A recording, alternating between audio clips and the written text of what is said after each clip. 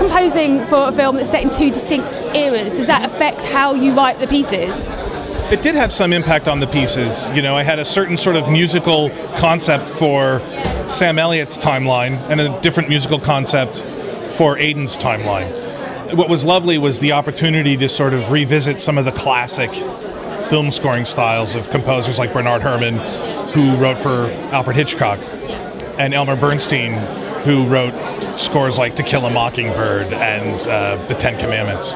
And so musicologists and music fans, film music fans, will see certain allusions made to that kind of scoring for the older stuff, and then for the newer stuff, it's a more modern technique and sensibility. And it was a lot of fun. That's good. So obviously the character changes quite a lot in those two periods. So when you were writing like the pieces about the character Bard, were the later pieces, were they more grisly because he's older and a bit more miserable, for want of a better word, or did you try and keep it quite similar styles for him?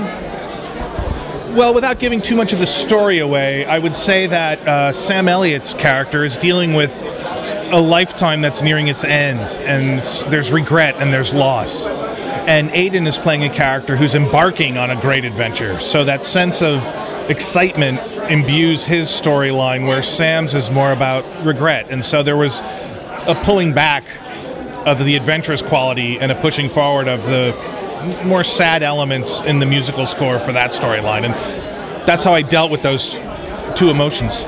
Was there any particular scene or story point that was hard to score for?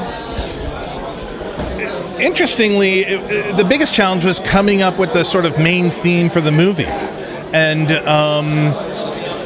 Bob and I wrote a theme, and Bob and I agreed that it was like the right theme for the movie. And then as we started putting it up against the picture, it almost felt like it was too much. So we found ourselves pulling back. And the other challenge was the very last bit of music in the film. And there was talk like, should it be a song from the time period? Should it be a piece of score? And if so, what score should it be? And it was a bit of back and forth till we settled on the approach that we used for the film. And obviously we're at FrightFest. If there's any horror film that you could ever have scored or written music for, which one would it be?